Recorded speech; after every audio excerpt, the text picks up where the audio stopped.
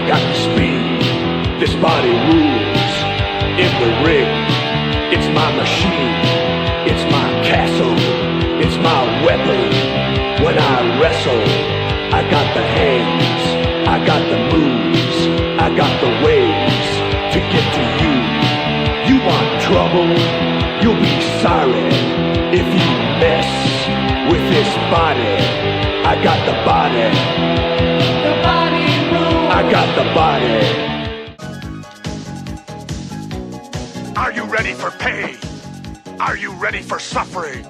If the answer is yes, then you're ready for Captain Freedom's workout. Jesse Ventura is awesome, and I don't say that ironically. I don't say that like, lol, Jesse Ventura conspiracy theory. I genuinely like the guy. For one, he was in two of Schwarzenegger's best films, Predator and Running Man.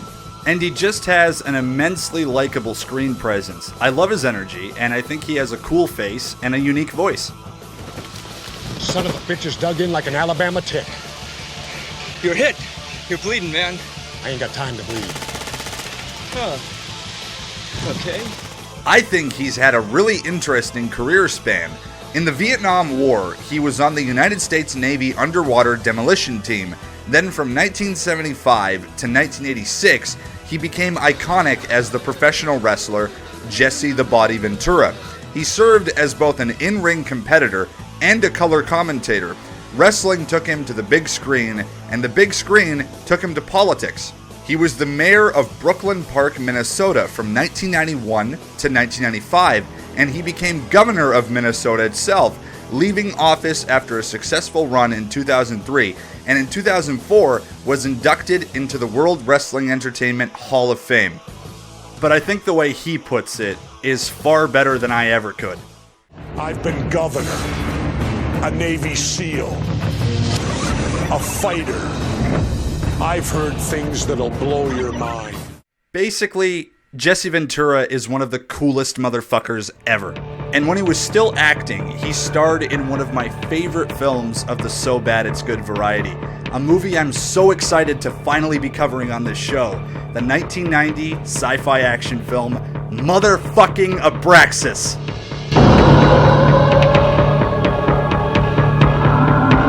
The first time I ever watched Abraxas, I was about 13 years old or so. It was on the Space Channel, which is basically the Canadian equivalent of the Sci-Fi Channel, or SIFI in the United States.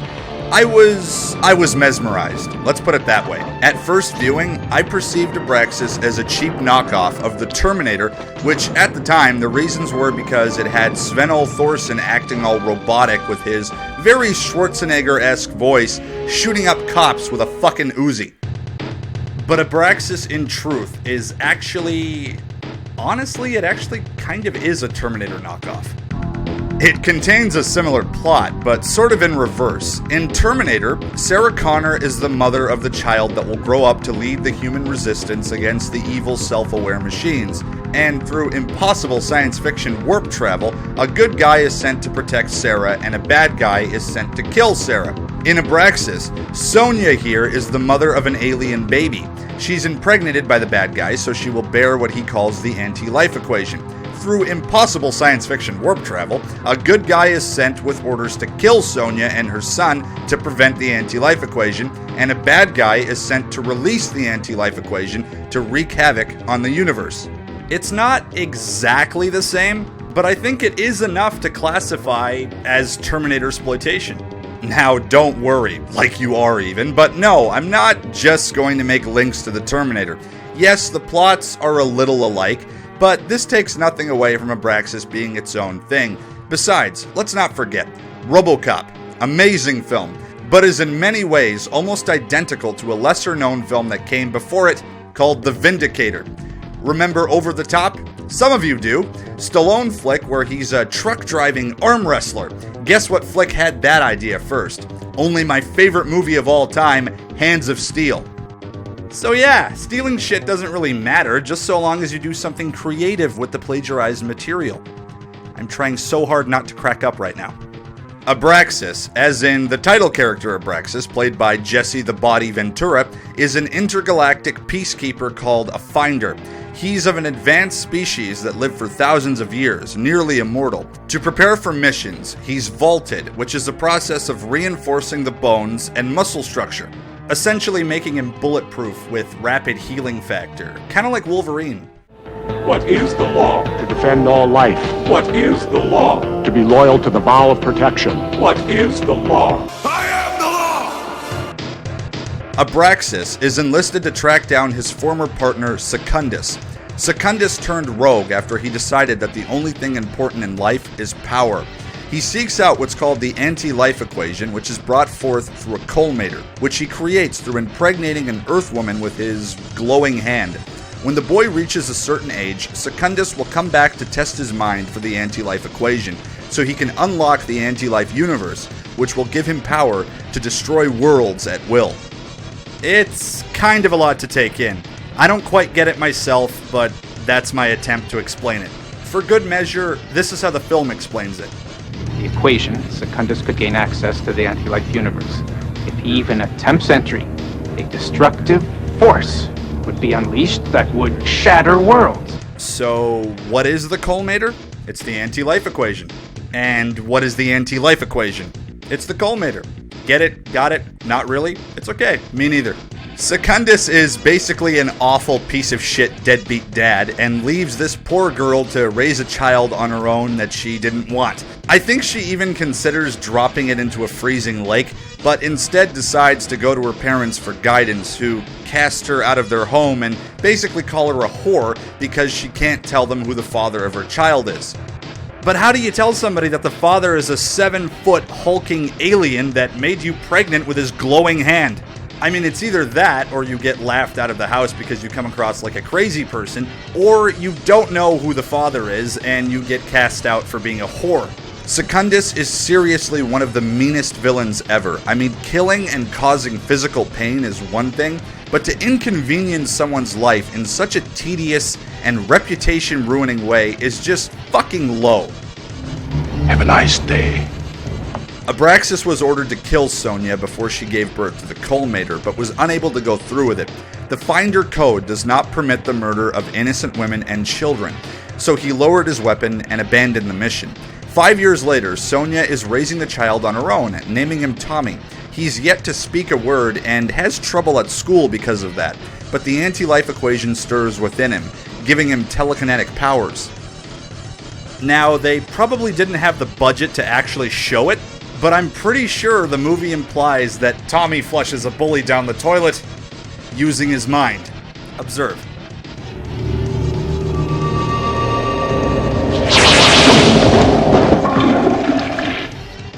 So anyways, the anti-life equation. The Comater. Comater. The what? The Comater. Oh yeah, right.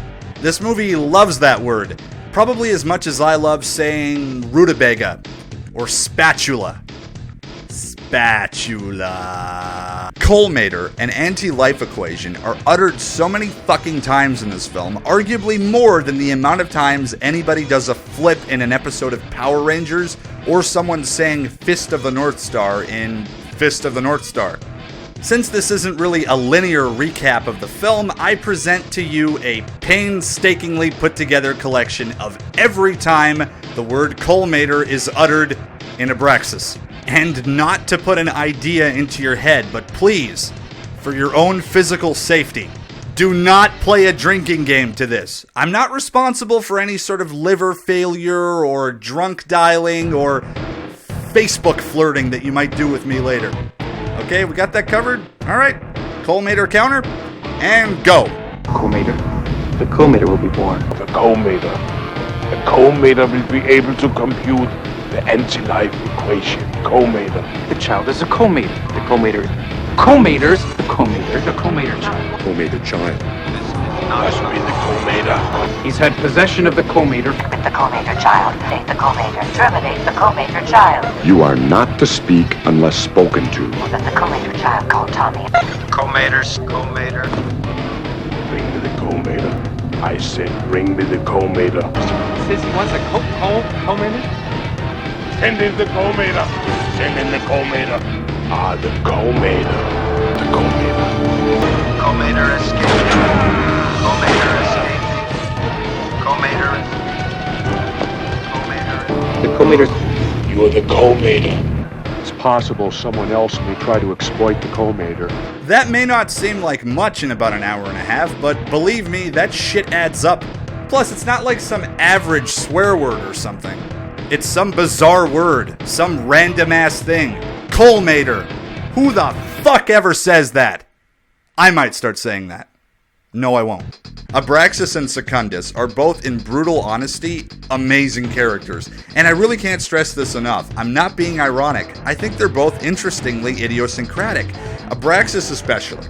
Jesse Ventura does a fantastic job of playing a hero that truly is a good guy. And not in the little goody two-shoes Boy Scout kind of way. He really does want the most civil solution.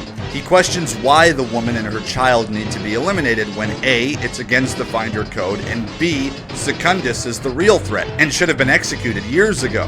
His superiors remind him that Finders, even ex-Finders, are given immunity from execution. This is the aspect of his law that he questions and rebels against. He's also a character that isn't taken 100% seriously or anything either. There's clearly some satire here, like what his answer box, a piece of Finder technology that helps guide him, protects him from. So what makes you think you can locate my 4x4? My box has VD, trust me. Your what? VD, vibrational detection. Everything, even machinery, has its own particular vibrational frequency. We just can't read them. This device, my answer box, can read and locate anything it's made solid contact with. Then it must be able to pick up this guy as well. No, members of our force were taught to avoid VD. Yeah, I avoid VD. One of these. Seriously, I can't even make fun of that. It has to be fucking intentional. Though the film isn't without its unintentional hilarity too. Abraxas ends up becoming Sonia and Tommy's protector. He goes with them to hide out at Sonia's friend's house out in the country, and within here lies one of the most unintentionally rapey moments ever. Like in anything. Hello. I suppose you're not tired. Do you want to sit up here with me? I'll tell you a story. I mean, was this weird at all back then? I know there were people that were entirely oblivious to the homosexual undertones in Nightmare on Elm Street 2. Not saying gay and pedophilia are the same thing, just I suppose it was easier to see Abraxas as a father figure of sorts, at least in 1990. But dude, that image of him laying shirtless in a bed telling a little boy to come over, I can't help being both skeeved out and giggling like an idiot. On to Secundis. Oh dear lord, where do I begin with this one? Are you a birthing member of the human race? That's not bad. There's also this. I'm looking for a man, a woman. Secundis kinda basically just gets to Earth and goes around being hilarious. Much like the Terminator not knowing exactly how to find Sarah Connor, Secundis only knows that Sonia is a birthing member of the human race and that she lives in this town. So he looks everywhere, including a strip club. Are there any women here? Crazy? What do you think you're looking at? When his search isn't going well, he stops into a diner to get a bite to eat, and he eats the entire breakfast menu as he asks the waitress about the local school, because since specifically targeting sexually active women didn't work, it's time to go hold an elementary school hostage while barking Comater at people in the hope that someone will understand what the fuck he's saying. There's also this running gag. I'm not familiar with the term exotic dancer. Exotic dancers are birthing members of this species performing contemporary fertility rites. What the hell was that? That's my answer box. Hey, listen, pal. Which, I don't know if it was intended as such, but it reminds me of the movie Chatterbox. If you've never seen or heard of Chatterbox, well, remember the My Box Has VD bit? Talking vagina. Okay. There's a subplot with these two bumbling idiot cops that are going around trying to piece together what we, the audience, already know from the very beginning, so I tend to tune out during their scenes because who gives a fuck. But they're worth mentioning because they do help to provide a setup for one of the best Secundis moments in the film.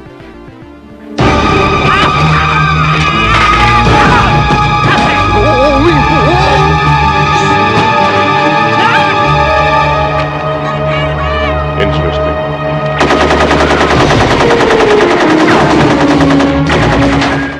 Abraxas culminates with Secundis playing cat and mouse with Tommy, forcing him to go into anti-life equation overdrive so he can harness all of it, or something. It's pretty fucking cool, actually. Random shit explodes all around them while Strong As I Am from Manhunter plays in the background. I wish I could take credit for editing it in.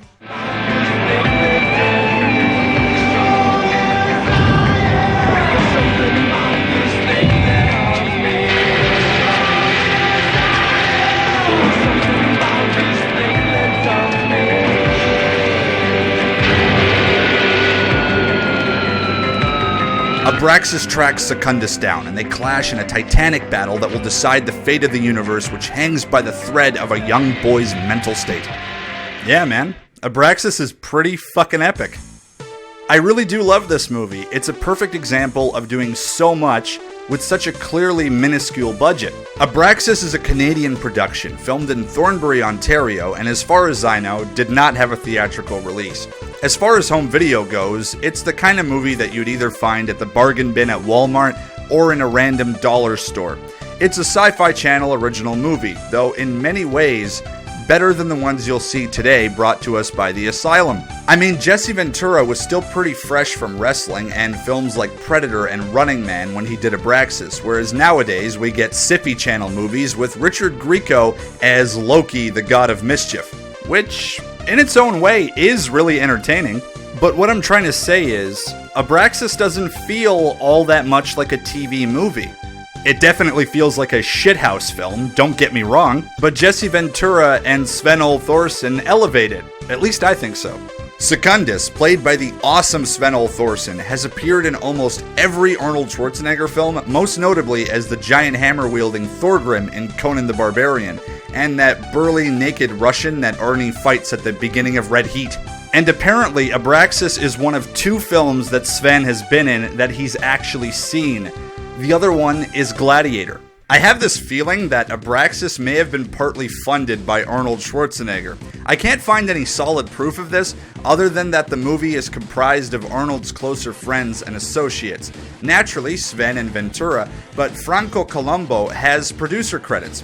He's a longtime professional bodybuilding friend of Arnold's. Also, James Belushi has a small part in the film as a principal. He co-starred with Arnold in Red Heat. Though it's said that James did this film as a favor to his then-wife, Marjorie Brandsworth, who played Sonia.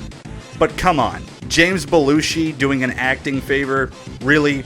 You know it was just Arnie being like, "Hey James, come on, be in this movie with Jesse and Sven, it'll be fantastic."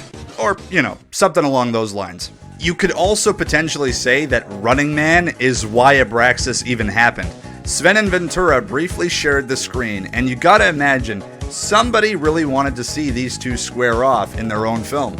The anti-life equation is a concept created by comic book author Jack Kirby.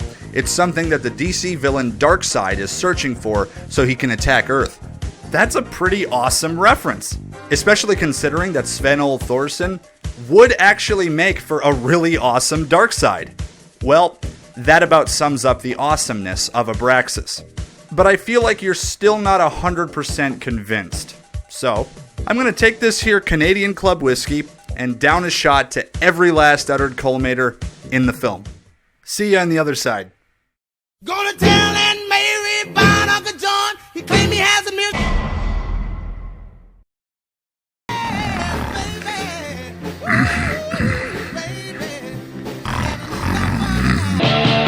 I got the body. The body rules. I'll split your head, Jack. The body rules. I'm the baddest mother walking the